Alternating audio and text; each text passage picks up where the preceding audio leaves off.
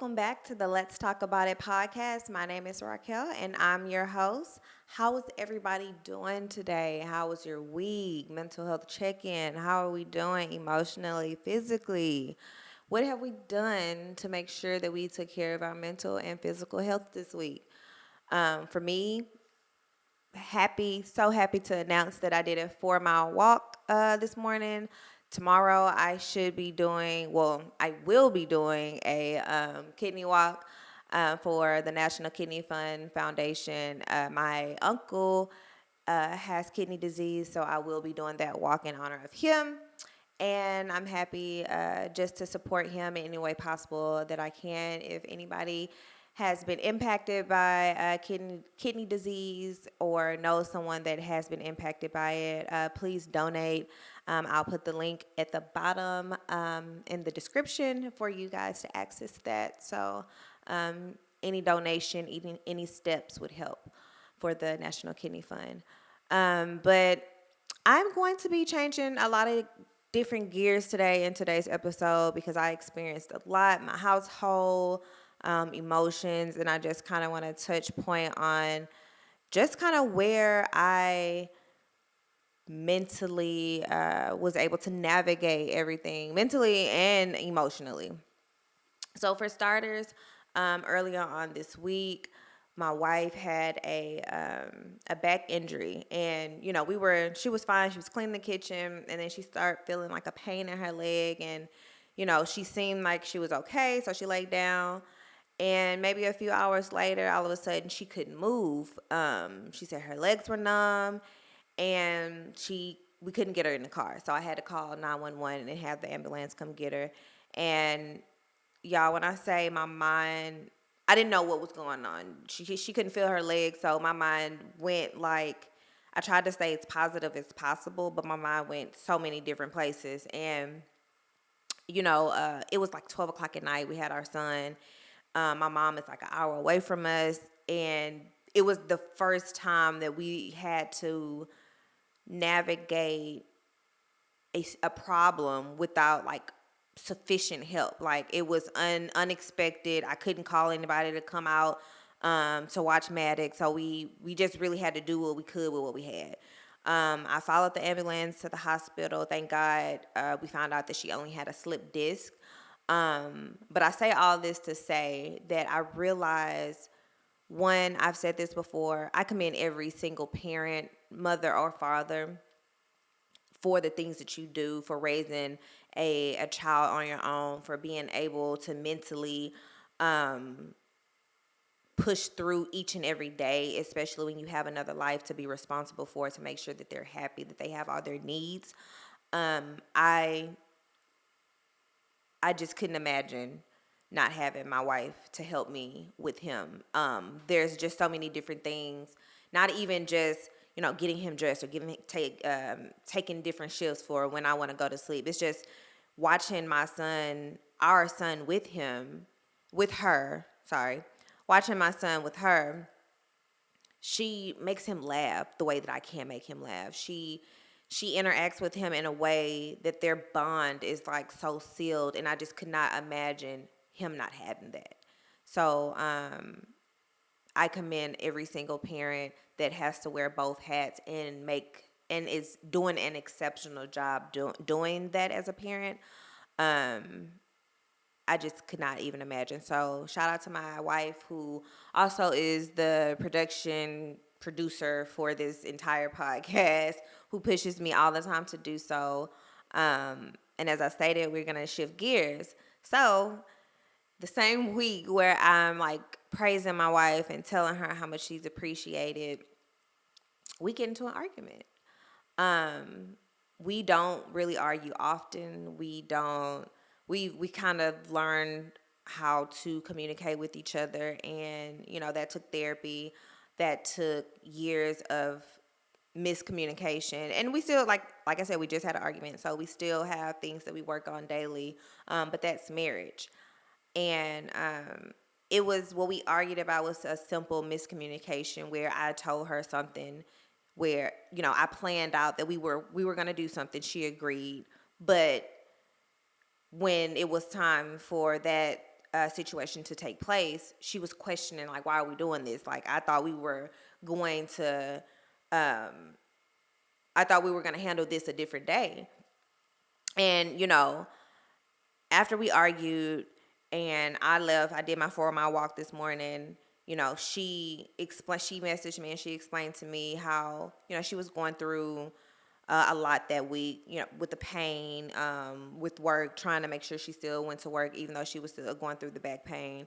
And even though I communicated with her that this was a change in our daily routine and this is what was going to take place, mentally, she wasn't grasping all of what was going on. And it's just very important for people in any type of relationship to remember where people are in their day, in their life, or whatever situation that they may be going through, to understand that miscommunications can happen, and it's not because the person wasn't listening, or it's not because the person wasn't interested, or didn't value what you were saying. It's just as my wife, she had a lot going on, and because at the moment she didn't seem like she was in pain, it seems like her back was giving her some relief. I didn't think about, okay, well, let me kind of possibly write this down. Let me remind her this is what's going to happen, because she did have a lot going on this week. So I say all that to say, like, married life is very hard. And it does take a lot of communication. It does take a lot of understanding. It does take observation to observe your partner and know when certain things are triggered. And in the moment that we had, that discussion about a change in our routine, to a couple of days later, her questioning, well, why are we doing this? I didn't observe that our life in general this week had kind of shifted. So mentally, we both were just out of capacity of what we are used to. It wasn't our norm. A lot just happened in one week. And I mention this all the time about giving people grace. Give your partners grace. Give each other the time and the space to kind of be mentally checked out and understand that it happens. Especially like when you're communicating something like about a bill, or you're communicating about a schedule that you have to attend or you have to reschedule. And honestly, that's kind of what happened with me and my wife. There was a bill and there was a schedule that I shifted because, I moved money around, and she's the type of person that she wants all the bills paid on time. And because I know this is what I communicated with her to make sure that she understand that we will be paying it a different day. But because her back was, hurting, she was going through a lot mentally, and I didn't check in with her to make sure she was okay to have that discussion. I think I created a space for there to be misinterpretation, and knowing that she is, I guess, very prone to wanting to make sure all the bills are paid, which is great. I should have kind of checked back in with her to know that she agreed to this change in routine. And that's growth.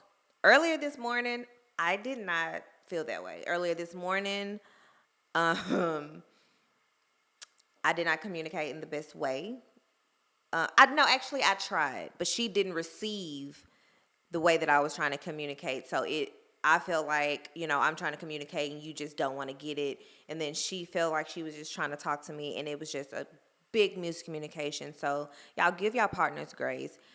Take a step away, think about the situation, and kind of build a timeline about what led up to the moment of the argument. And we both agreed, like, we don't argue about bills and money because we do everything as a team, and we discuss changes and things. But like this particular week, it was just, there were so many things going on that this miscommunication, that argument, I think it really needed to happen so we could kind of see that we were like out of our element. So we got through that. That was a challenge for us this week. But that's marriage. One moment I'm crying because I'm like, oh my God, I can't. What would have happened if I lost her? In another moment, I'm like, you know what? Get the fuck away from me. I need to take a walk. And yeah, and I'm working on the cursing and trying to make sure that I don't curse when we argue, because we're not fighting each other. We're trying to fight together to get through the issue, and that is the goal of marriage. Fighting together to get through the issue. Um, so yeah, that was married life is crazy. And we laughed about it. After we kissed, we looked at each other, laughed and smiled and walked, just did our day and enjoyed each other. So that's that. Shifting gears to something else that happened to me, and I'm just like, girl, I cannot believe I did that. So I was talking to you guys about last week about me trying to go into project management, or just, looking for a different position in my career and all this other stuff.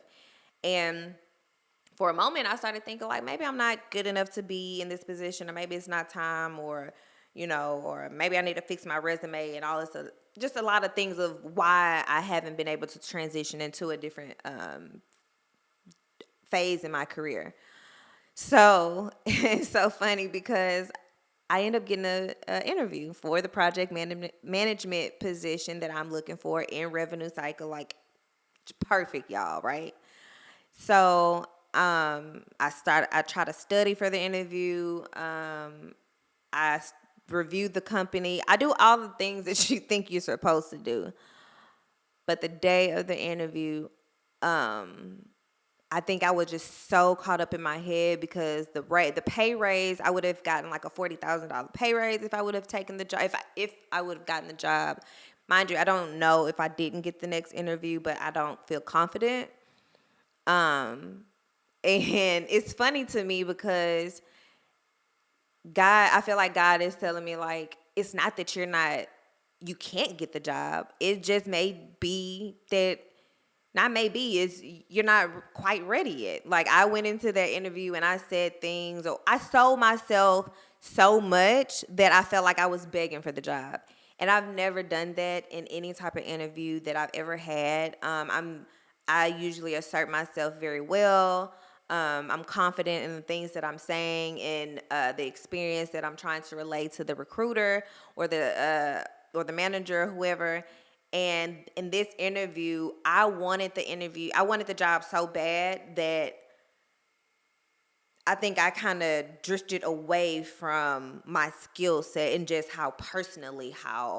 why I would be the best candidate for the position. And it was just, for me, I think it was a miss. My mom said, it's a learning lesson. Definitely practice. I know not to act like I don't know what that type of pay raise increase would be, because I think that is what mentally kind of shook me, is because, like, girl, you cannot mess this up. And I think I messed it up. So um, I feel like God will show you in a lot of different ways that, it's not a problem with him opening a door for you. It's about the time and if you're ready. And I guess, like, I will always touch point on that because I feel like the world is just in a fast pace right now, where everybody's trying to catch up with everybody, and everybody's trying to do the next best thing that gets them maybe the quickest dollar. Or me in general, I'm just an impulsive person. So I like things done very quick, and I'm learning to be patient. So yeah, I just thought that was funny because it's just like, girl, like, give yourself way more credit. You are God's gift to mankind.